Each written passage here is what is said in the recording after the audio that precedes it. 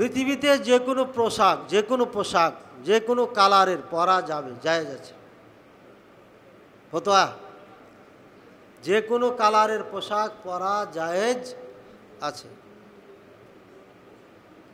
তবে লাল পোশাক পুরুষের জন্য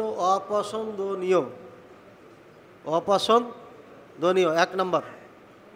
2 নম্বর, লাল হোক আর সবুজ হোক আর হলুদ হোক আর যেই পোশাক হোক, কোনো কাফেরদের যদি শিয়ারে পরিণত হয়, তাদের বৈশিষ্ট্য পরিণত হয়, ওই পোশাক হারাম, একেবারে হারাম, জায়েজ নেই।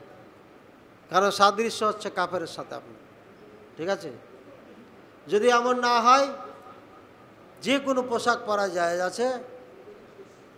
তবে যদি দৃষ্টিগোচর হয় তাহলে অপছন্দনীয়। আর একটা, যাদের জন্য যে পোশাক, সে পোশাক পরা উচিত। আমি এখানে প্যান্ট শার্ট পরে যদি আসি, আমাদের এই দেশের জন্য এটা অসমকক্ষ বা অসামঞ্জস্য, বা এটা প্রযোজ্য নয়, এটা পছন্দ করে না জনগণ। তাই আলেমদের পোশাকই আমাকে আসা উচিত, ঠিক আছে। আলেমদের জন্য যে পোশাক যে এলাকায় আছে, সে এলাকায় সে পোশাক পরা দরকার। হ্যাঁ, আমি এমন এক পোশাক পরে আসলাম, এখানে লাল, এখানে সবুজ, এখানে হলুদ, জায়গা ভাঁজ, এখানে ভাঁজ, এগুলো কিন্তু ইহুদি খ্রিস্টানদের আবিষ্কার করা, তারা এগুলো করে। এখানে এক দাগ, এখানে এক সাইজ, এখানে এক সাইজ। এই সাইজের পোশাক যেহেতু ইহুদিরা করে, মানে এগুলো ব্যবহার করে তারা, এটা তাদের একটা পরিচয়, ইহুদির পরিচয়, খ্রিস্টান পরিচয়, এলাকা ভিত্তিক আছে।